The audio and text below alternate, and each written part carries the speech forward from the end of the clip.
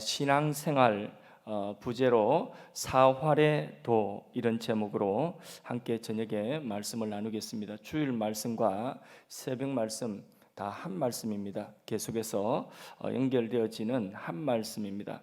오늘 저녁에는 우리 기독교의 그 신앙생활, 기독교의 도는 진리는 뭐냐면 사활의 도입니다. 예수님이 십자가에 죽으신 것, 예수님께서 부활하신 것, 그것이 누구를 위한 것이냐? 우리를 위한 것이라고 하는 이 사활의 도가 기독교의 진리인 것입니다. 가장 핵심되는 진리인 것입니다. 그래서 이 사활의 도라고 하는 것은 예수 죽은 십자가에 내가 함께 죽었다는 것입니다. 죄인된 내가 함께 죽고 세상 사랑하던 내가 예수 죽은 십자가에 죽었다는 것입니다. 육이 죽고 영이 산 것입니다. 옛사람이 죽고 거듭난 새 사람으로 사는 것이죠. 죄에 대하여는 죽고 하나님을 향하여 하나님의 거룩하신 뜻을 향하여서는 우리의 심령이 살아난 것입니다. 세상에 대하여는 죽고 영원한 하나님 나라를 향하여서 우리의 그 소원이 살아난 것입니다. 이게 신앙생활입니다. 종교생활 하던 나는 죽고 신앙생활 하는 그런 나로 변화가 되어져야 되는 거죠. 한마디로 우리 신앙생활은 뭐냐? 이 사활의 도를 내 삶 속에 현재의 나의 삶에 끌어다가 살아야 되는 것이 그게 우리 신앙생활입니다. 맞습니까? 예수님 십자가에 죽으시고 부활하신 그 공로로 우리가 그 사활의 공로로 영생을 얻었고 천국 들어갑니다. 영원한 완성된 천국에 들어갑니다. 천국 들어가기 전까지 우리의 삶을 뭐라고 하느냐? 신앙생활이라고 하죠. 이 신앙생활도 사활의 도로 이 길로 우리가 걸어가며 살아야 되는 것입니다. 날마다 예수 죽은 십자가에 나의 옛사람은 죽고 내 안에 예수님이 사시는 이 사활의 도로 우리가 살아가는 것. 그래서 예수님의 사활의 도가 그것이 우리의 삶에 오늘 현재의 삶에 연결되어지는 이것이 바로 우리 신앙생활이다. 이게 성경이 우리에게 말씀하고 있는 구원의 도리인 것입니다. 구약 성경에도 이 도리를 계속 말씀하고 있는데 대표적인 예가 뭐냐면 유월절이죠. 유월절. 430년 애굽에 종살이하던 이스라엘 민족, 그들을 하나님께서 애굽에서 건져서 가나안으로 인도하십니다. 애굽에서 건져내시는 그 구원이죠, 그죠? 근데 애굽에서 건져내실 때에 하나님의 심판이 있습니다. 그 마지막 심판이 뭡니까? 이런저런 재앙의 마지막 재앙은 죽음의 재앙입니다. 그 죽음의 재앙을 이스라엘 민족이 어떻게 피했습니까? 그들이 이스라엘 민족이 죽음의 재앙을 피하는 길은 하나였습니다. 그렇죠. 어린 양을 잡아서 피 흘려 그 피를 문설주에 바르고 그 피 안에 있을 때에 그때 죽음의 사자가 건너갔습니다. 하나님의 심판을 면하게 된 것입니다.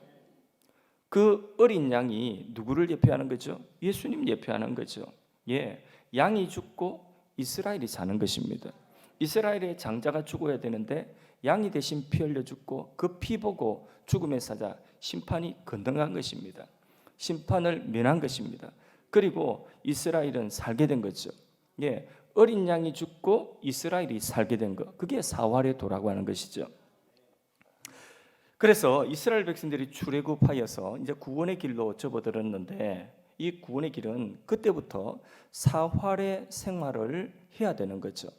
사활의 도를 따라 그들이 살아가야 되는 거죠. 그래서 광야에서 그들은 가나안에 들어가기 전에 광야에서 그들은 이 애굽에서 살던 자신의 그 옛사람이 자꾸 죽어야 돼요.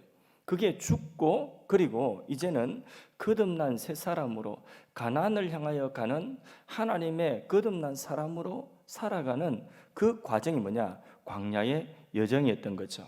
그래서 출애굽으로 끝나는 것이 아니라 출애굽에서 가나안에 들어가는 목적지까지 들어갈 때까지 그 생활은 뭐냐? 사활의 도를 연습하고 훈련하면서 이 사활의 도로 걸어가는 그게 바로 무엇이냐? 바로 이스라엘 백성, 구약 이스라엘 백성들의 광야 생활이었던 것입니다.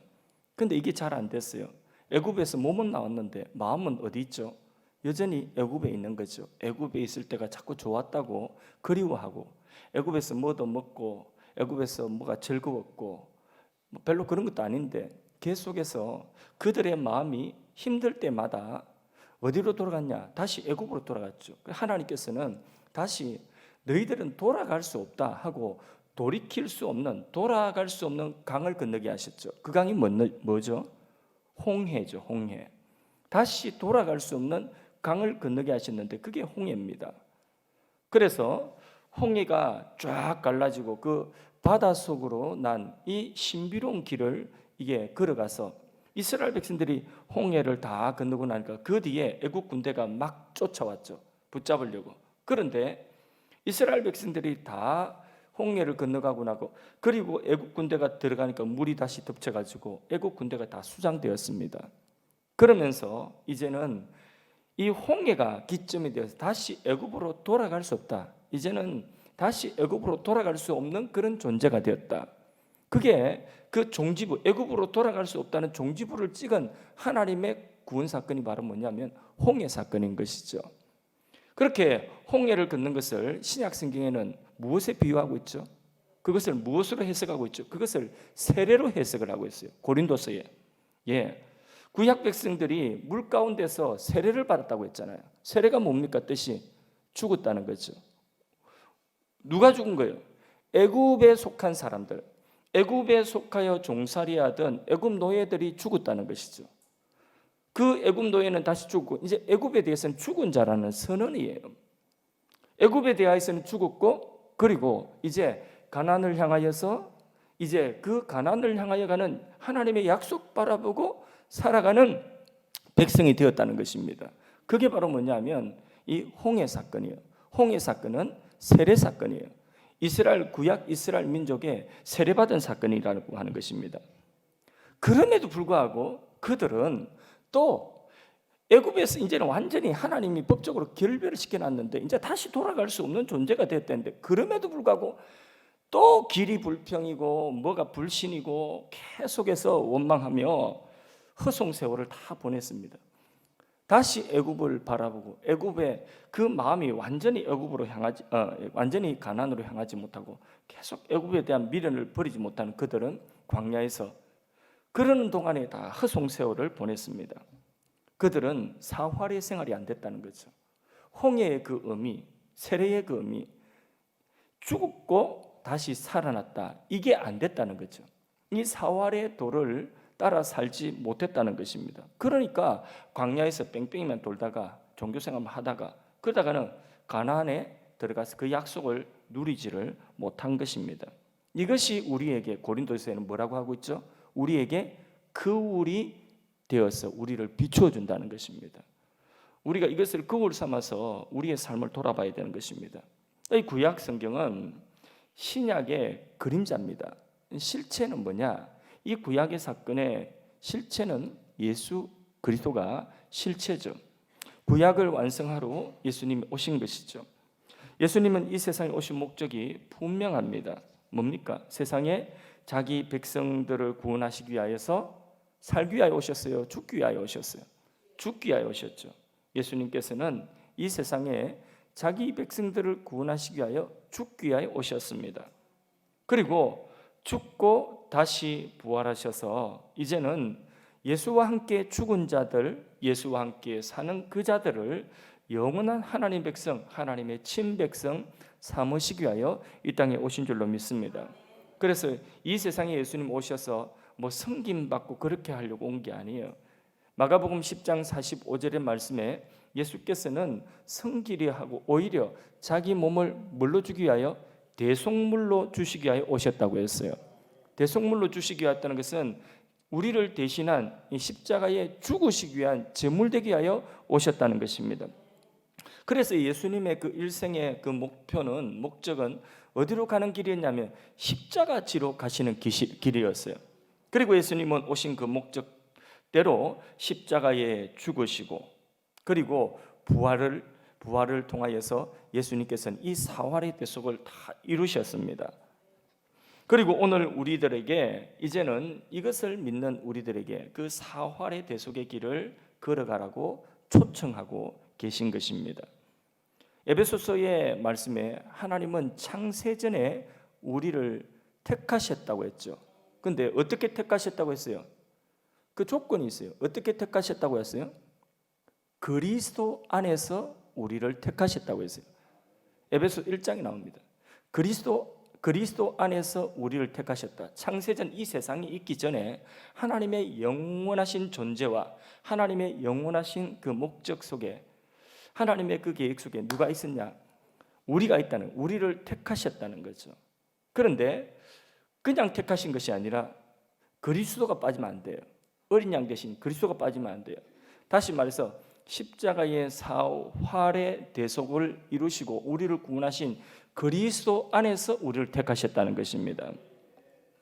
그리고 그 안에서 이제 우리가 죽고 사는 그 삶을 살도록 하나님이 예정하신 것입니다.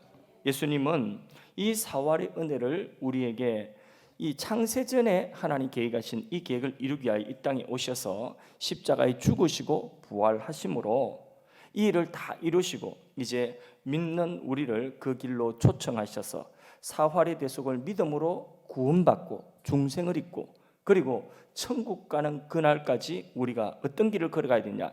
예수와 함께 죽고 예수와 함께 사는 이 삶을 살아가도록 이 길로 우리를 초청하신 것입니다.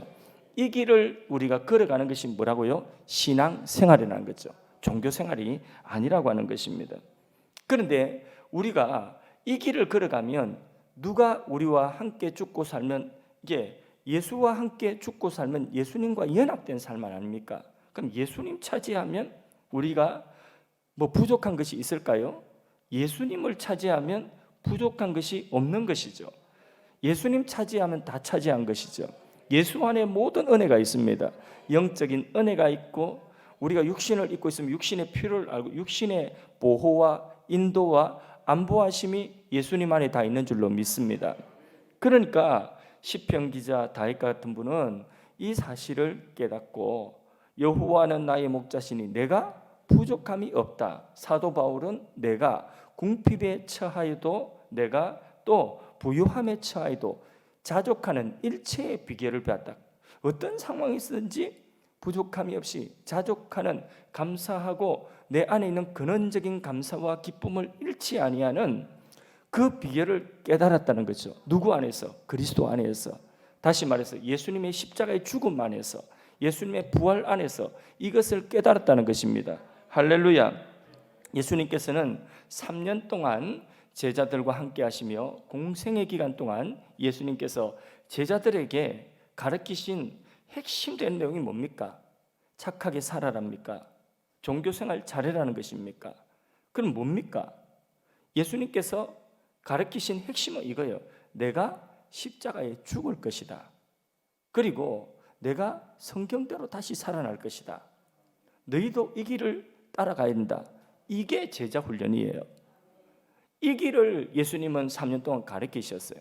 그래서 어느 정도 됐다 싶어서 기적도 이걸 가르쳐 주시기 위해서 이 말씀을 믿도록 하기 위해서 제자들에게 기적도 보여주시고 뭐 병 고치는 거, 귀신 쫓아내는 거, 뭐 무리로 걷는 거, 온갖 것 다 능력을 보여주시고 그리고는 이제는 됐다 싶어서 예수님께서 어느 날 묻죠. 야, 사람들이 나를 누구라 하느냐? 그때 베드로가 기가 막힌 고백하죠. 주는 그리스도시요 살아계신 하나님의 아들입니다. 정답이죠. 예, 이제 됐구나. 예수님께서 바요나 시모나 복이 있다. 이제 이 고백이 내 교회 세우고 앞으로 모든 내 몸이 될 교회의 몸이 될 모든 나의 제자들에게 나의 백성들에게 이 길로 초청하는 그 길을 내가 보여줄 것이다. 이렇게 하나님 예수님께서 이렇게 말씀하시고 곧 뒤에 이제는 됐다 싶어서 뭘 말씀하시죠? 이제는 십자가에 고난받아 죽으실 것을 이제 본격적으로 말씀하시죠. 내가 십자가에 붙잡혀서 십자가에 죽을 것이다. 예수님 말씀하시니까 그러니까 베드로가 뭐라고 하죠? 예, 죽는 건 안 된다는 거죠. 죽는 건 절대 안 됩니다. 어떻게 그런 고난의 길, 그런 죽음의 길을 갑니까? 십자가의 길을 막았죠. 무엇으로? 인간적인 정으로, 그리고 세상 관점으로. 십자가에 죽는 길은, 죽는 거는 무조건 안 좋다고 생각하는 거죠. 그래서 그 길을 막으니까, 그러니까 그럴 수 없나이다 하니까 예수님 뭐라고 했죠? 사탄이라고 했죠. 사탄아, 내 뒤로 물러가라. 하나님의 뜻을 네가 생각지를 못한다는 거죠. 아직까지 못 깨달았다는 것입니다. 그래서 예수님께서는 더 보여주시죠. 어디로 데려가시죠? 신의 산에 신의 산이 아니라 변화산에 데려가시죠. 높은 산에 데려가서 자기의 영광을 다 보여주십니다. 그 영광을 보여주시고, 누구도 볼 수 없었던 그 영광, 예수님의 영광을, 진짜 이 예수님의 신성의 한 부분을 보여주신 거죠. 얼마나 영광스러운지. 그때에 누구와 함께 이야기를 했습니까? 모세와 또 한 사람 더 있죠. 엘리야. 구약의 대표죠. 선지자와 율법의 대표죠. 모세와 엘리야와 대화를 하고 있는 그 모습을 보게 되죠. 그런데 그 대화의 내용이 뭐였습니까? 혹시 생각나십니까? 그렇죠. 그것도 역시 죽는 거예요. 별세하실 것. 예수님이 죽으실 것, 별세하실 것에 대해서 말씀을 하셨다는 거죠. 그런데 그 영광을 보고 베드로는 뭐라고 했죠? 여기가 좋습니다. 너무 황홀합니다. 이 천국 보고, 이 예수님의 변모된 모습을 보고 여기가 좋습니다. 초막셋을 지어서 하나는 예수님, 하나는 모세, 하나는 엘리야를 위하여, 기왕이면 좀 더 큰 거 짓지, 자기도 한 칸 들어가 살게. 하여튼 자기 거는 필요 없어요. 이렇게 좋습니다. 이렇게 초막을 짓고 여기가 좋사오니, 그때에 예수님께서는 그 영광을 보여주신 목적이 뭡니까? 이런 영광으로 가기 위해서는 뭐가 필요하다는 거죠? 십자가가 필요하다는, 죽으시는 것이 필요하다는 거죠. 구약의 모세가 뭘 이야기했냐? 나의 죽음을 이야기했다. 구약의 선지자가 엘리야가 뭘 이야기했냐? 나의 이 죽음을 이야기했다. 나는 구약 성경에 말씀한 성경대로 십자가의 죽으로 가야 된다는 거죠. 그리고 너희도 결국은 이 길을 따라와야 된다는 것입니다. 너희의 이 세상을 향하여 가진 그 욕망에 대해서는 죽어야 된다는 거죠. 죄에 대하여, 세상에 대하여는 죽어야 돼요. 하나님과 의에 대하여서 다시 살아나야 된다는 거죠. 그럼에도 불구하고 제자들은요, 이 변화산의 영광을 보고도, 이 사건을 체험하고도 곧바로 또 십자가의 그 길을 깨닫지를 못했어요. 그리고 예수님께 십자가 붙잡혀 갈 때에 제자들은 다 어디 갔어? 다 어디 갔어? 하나도 없어요. 제자들은 다 어디로 갔는지 뿔뿔이 흩어지고 말았던 것이죠. 예수님이 그렇게 말씀하셨음에도 불구하고 깨달았어요? 못 깨달았어요? 아직까지 깨닫지를 못하는 거죠. 이 사활의 길을 깨닫지를 못하고 있는 것이죠. 그러던 그들이 언제야 비로소 깨닫게 되었죠? 예수님 부활하시고 오순절 이후에 성령이 오시고 나니까 예수님의 죽으심도, 예수님의 부활하심도, 그 의미도, 그리고 이전에 예수님이 그토록 말씀하시던 그 사활의 도도, 그때 깨닫게 된 것이죠. 그러고 나서 제자들은 이제 새로운 삶을 살게 되는, 이전에 그 제자들이 아니에요. 이제는 세상에 대해서 죽었어요. 예수가 죽은 그 십자가에 제자들도 함께 죽었다는 것입니다. 그리고 예수로 다시 사는 삶을 그때부터 살기 시작하는 거죠. 가난해도 좋아요, 핍박을 받아도 좋아요, 감옥에 가도 좋아요. 바울도 역시 마찬가지입니다. 바울도 다메섹에서 그 예수를 만나고 성령 받고 나니까 내가 죽고 이제는 내 안에 누가 산다고, 오늘 갈라디아 2장 20절에 말씀, 예수가 산다고 그 누가 말했어요? 사도 바울이 말했지 않습니까? 이들은요, 종교생활 하지 않았습니다. 신앙생활, 참 신앙생활을 했습니다. 그 참 신앙생활이 뭐죠? 예수님의 죽고 사심에 연합된 사활의 도가 자신의 삶이 된 것입니다. 자신의 전부가 된 것입니다. 그게 참 신앙생활. 그 결과가 뭡니까? 사활의 도가 자기 것이 되니까 그 결과가 이제는 능력 있게 되는 것입니다. 이제는 두려울 것이 없는 것입니다. 죽었다는데 이제 내 안에 예수가 사신다는데 뭐요? 삶은 여기고 죽으면 천국이라는데 그런 사람을 누가 막을 수가 없는 것입니다. 그래서 히브리 11장 믿음의 사람들은 어떤 고난을 당하였느냐?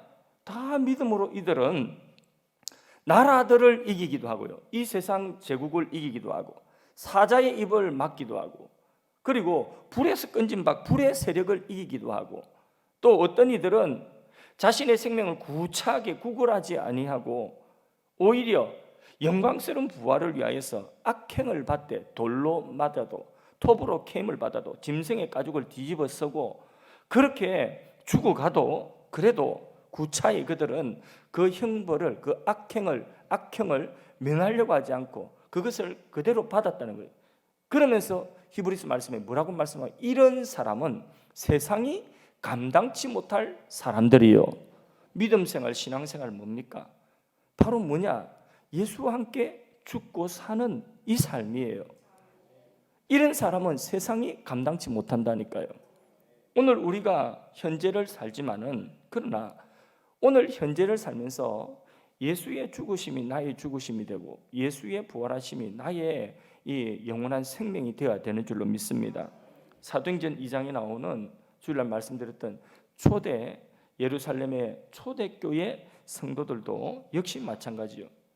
그들에게서 종교가 아니라 신앙을 우리는 볼 수가 있는 것이죠.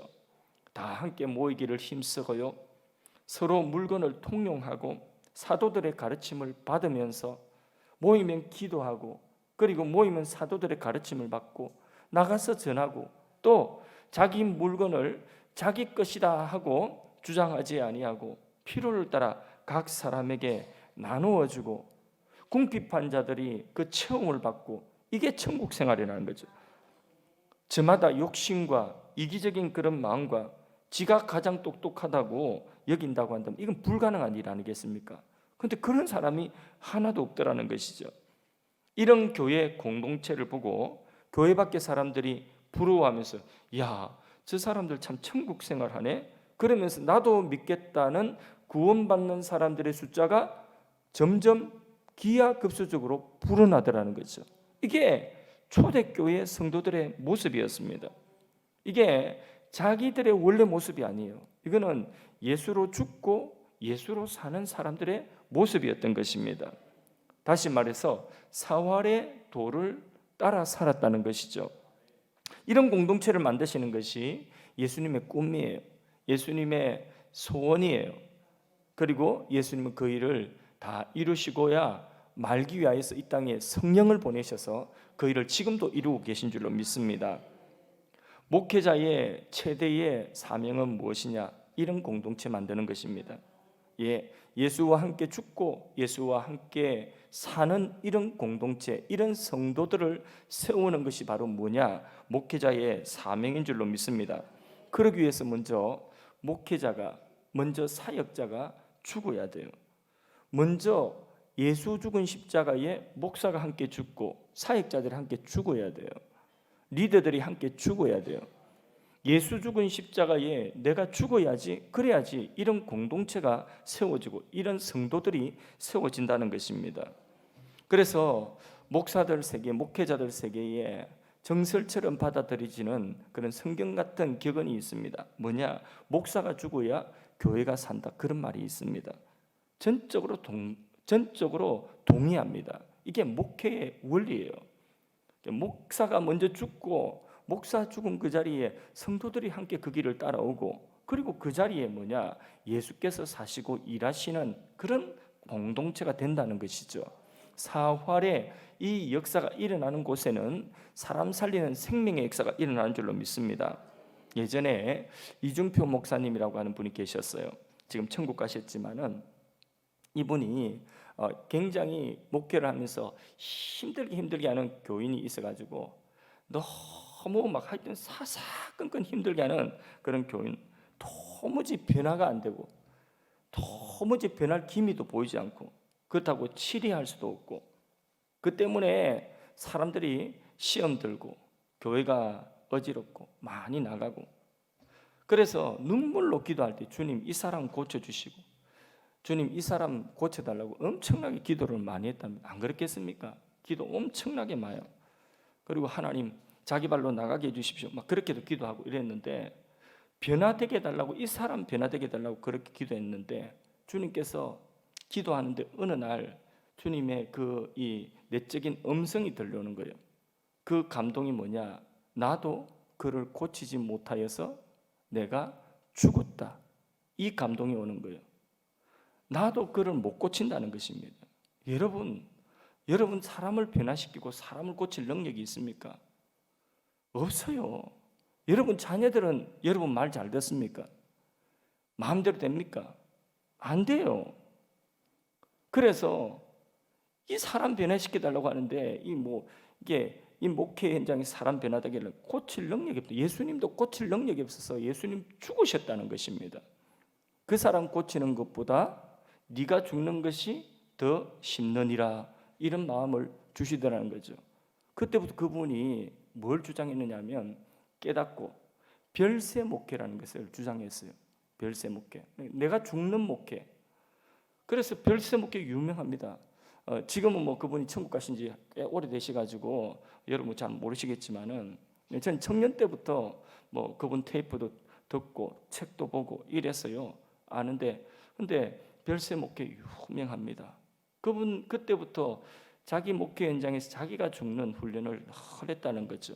별세 목회 외치다가 그러다 보니까 많은 영혼, 그것도 뭐 기장측에 이렇게 그런 교단에서 자유주의 신학하는 그런 데서 이분이 아주 보수적으로 그렇게 교회를 이렇게 세우고 그러다가 천국 가셨습니다.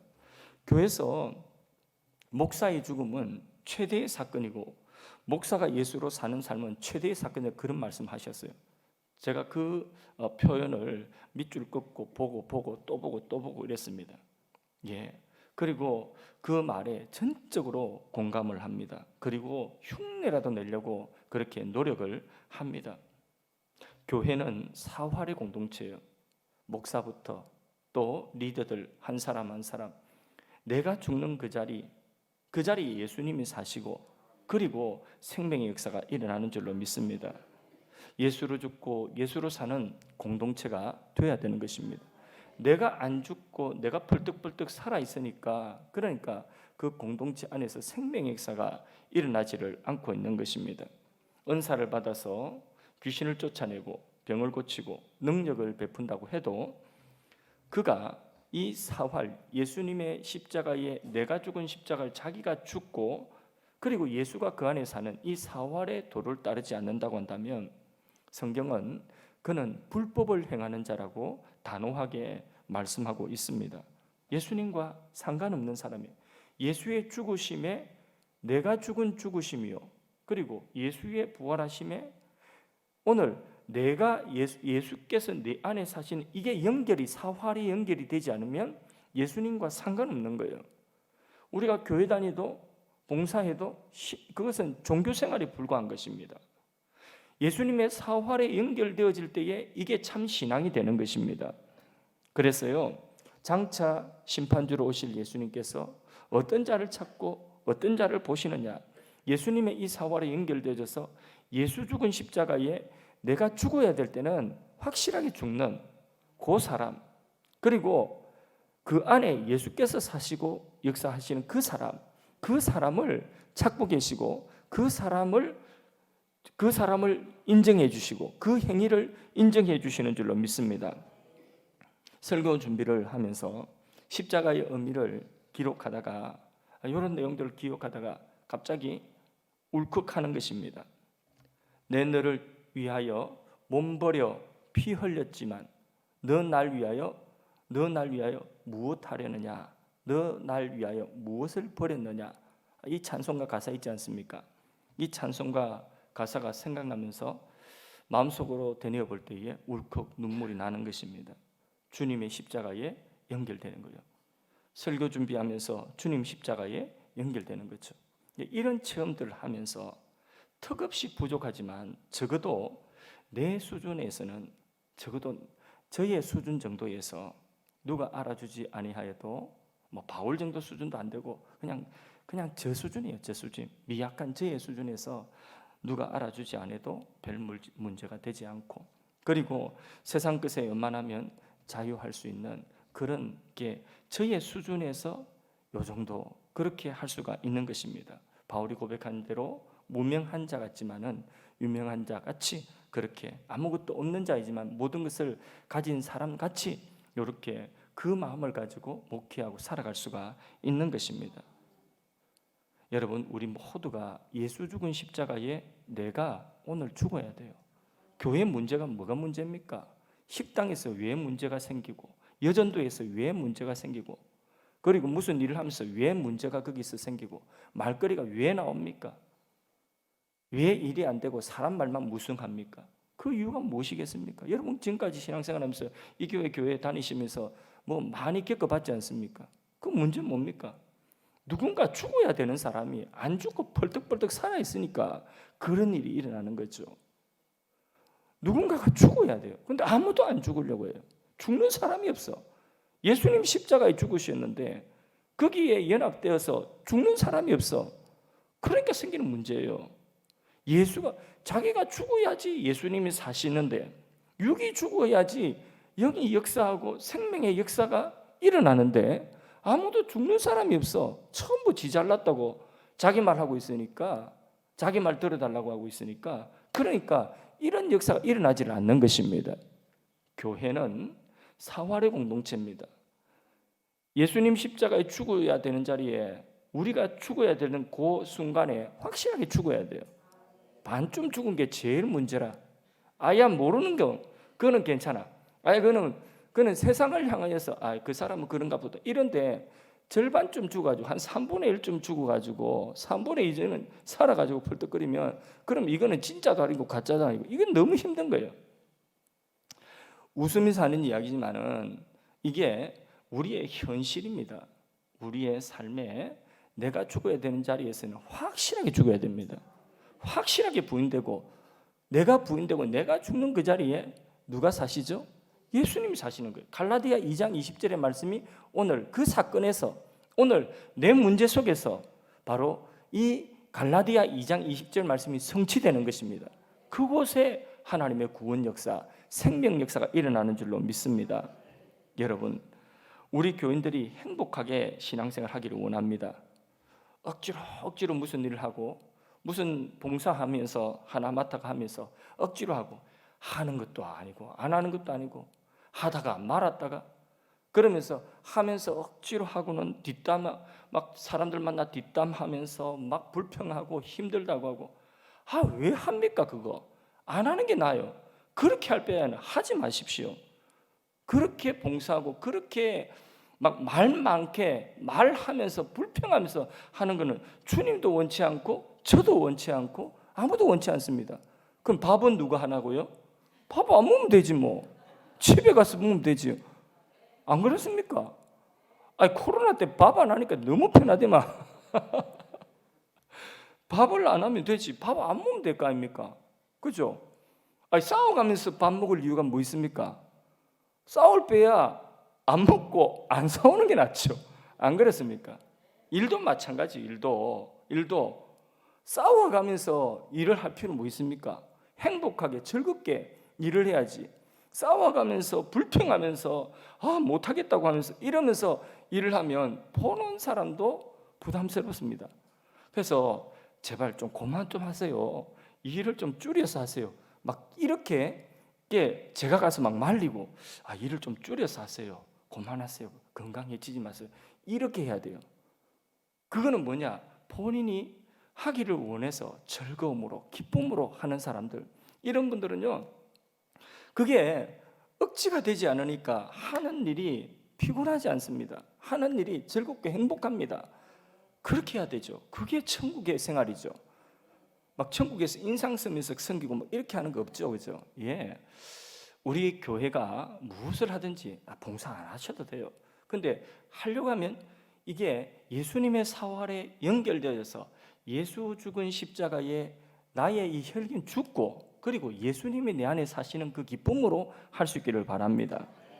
예, 예수께서 자기를 따르는 사람들에게 떡을 먹이시고 병을 고쳐주셨지만은 누구도 그들 중에서 떡 먹고 그리고 병 고침 받은 거로 인해 가지고 나 행복해서 너무너무 행복해요, 행복해 미치겠어요. 이렇게 한 사람은 없어요.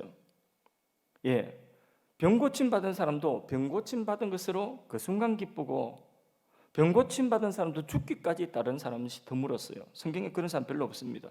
심지어는 베드로까지도, 그 무리로 걸었던 베드로예요. 그런 베드로까지도 십자가 현장에서는 없었어요. 그러나 성령 받고 예수님의 사활의 그 의미가 자신의 삶에 자신의 것이 되고 나니까, 갈라디아 2장 20절의 말씀이 자신의 것이 되고 나니까, 그러니까 그때부터는 이제는 예수와 함께 죽고 예수와 함께 살고, 그리고 주를 위하여 받는 핍박과 고난과 사람 알아주지 아니하여도, 오히려 일하고 욕먹어도 그래도 감사해요. 그래도 그 길을 갈 수 있어요. 그게 사활의 길이에요. 우리 신앙생활은 이 길이에요. 이 길.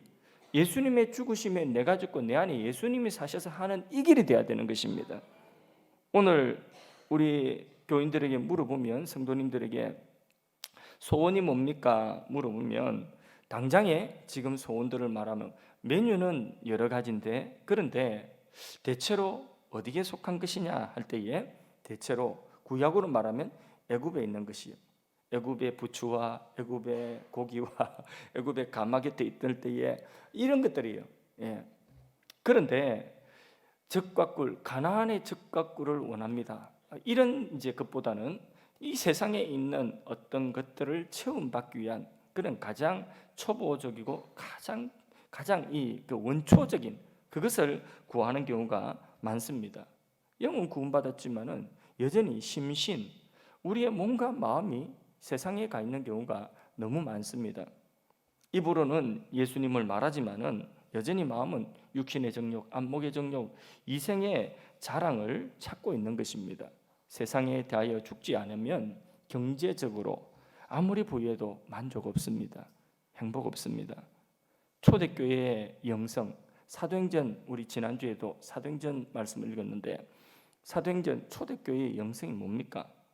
단순히 어떤 부자가 살 100가마니가 있어가지고 그 중에 살 100가마니 중에서 한 50가마니 뚝 떼가지고, 자 50가마니 이거 나눠 먹읍시다 하고 나눠 먹으면, 그러면 그 잠깐 그거 먹을 동안에는 배부를 수 있습니다. 근데 그것이 진정한 만족과 진정한 행복을 주느냐, 그것만이라고 한다면, 살 100가마 있는데 여분이 있어가지고 50가마 나눠서 그거 먹고 배부르는 그것 같으면 그거는 먹을 때 그때의 만족밖에 없습니다. 그런데 예를 들어서 한 사람이 예수님의 은혜 너무 감사해서, 예수님의 십자가의 그 은혜가, 사활의 그 은혜가 너무 감사해서, 내가 받은 구원이 너무 크고 놀랐기 때문에 내게 살 한 가마가 있는데, 요 살 한 가마 내 혼자 먹기도, 우리 가족 먹기도 빠듯한데, 이 한 가마 가지고 그것을, 그 은혜가 감사해서 그것을 나누어서 우리 함께 이거 가지고 떡이라도 해가지고 하나씩 만들어 먹읍시다 하는, 그것은요, 이게 차원이 다른 거죠. 이것은 그 떡을 먹어서, 그 얼마 안 되는 것을 먹어서 기쁘고 만족이 되는 것이 아니라, 그 속에 무엇이 있느냐, 그 속에 바로 예수님의 사활의 정신이 흐르기 때문에, 그게 뭐냐면 거기에 참된 만족과 참된 부유함과 행복함이 있는 거예요. 이런 것을 일컬어 초대교회 영성이라는 거예요. 초대교회 영성은 100가마 있기 때문에 50가마 그냥 나눠주는 게 아니라, 여분으로 있는 거 나눠주는 것이 아니라, 한 가마밖에 없지만은 사활의 대속의 은혜가 너무 감사해서 이것을 어떻게 갚을 길이 없어서 이것 가지고, 한 가마 있는 이것 가지고 우리 나누고도, 우리 함께 나누자는 거죠. 그게 바로 뭐냐면, 그것을 함께 나누는 것을 보고 그것을 함께 먹고 마시면서 뭘 깨닫느냐, 주님의 은혜를 함께 나누는, 이 속에 참된 부유함이 있는 거예요. 이게 초대교회 영성이라는 거죠. 영성. 예. 사활의도가 이와 같습니다. 예수님의 한 분 죽으심으로 수도 없이 많은 사람들이 구원받은 것처럼, 우리 공동체 안에 목사 한 사람이 죽고, 우리 공동체 안에 우리 한 사람 한 사람, 장로님이 죽고, 어떤 리더가 죽고, 이렇게 한 사람 한 사람이 십자가에 그 죽는 체험을 할 때에, 그때에 그 공동체가 살아나는, 그 사활의 영성으로 살아나는 것입니다. 이게 바로 뭐냐면 교회 공동체죠. 이런 교회는 이렇습니다. 모두가 다 나봐달라고, 모두가 다 내가 똑똑하다고, 다 이렇게 자기 주장에서 자기 주장을 성취하려고 하면 그러면요, 그거는 혼돈이 혼돈. 교회는 질서의 하나님이, 성령은 질서의 하나님이라 했어요. 혼돈이 아니에요. 저와 여러분들이 광야에서 방황하거나 다시 그 방향을 애굽으로 향하여서 가지 않도록 그렇게 우리 교회가 나가야 되겠고요. 가나안의 죽과 꿀을 우리가 먹고 마시고 하나님의 은혜로 배불러야 할 줄로 믿습니다.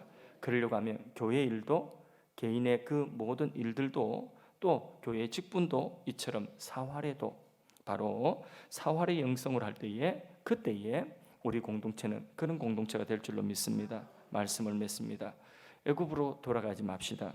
더 이상 우리가 방황해서는 안 됩니다. 가나안으로 들어가야 됩니다. 그 길은 어떤 길이냐? 사활의 길인 것입니다. 기도를 해도 이 사활의 기도를 드릴 수 있기를 바랍니다. 말을 해도 이 사활의 신앙을 고백할 수 있기를 바랍니다. 행동을 해도 이 사활로 행동할 수 있기를 바랍니다. 이것이 사활의 신앙이요, 기독교 신앙이요, 참된 신앙생활인 것입니다. 이런 삶을 통하여서 예수님이 증거되어지고 생명의 역사가 또 일어나는 줄로 믿습니다. 십자가의 전달자 찬양하겠습니다.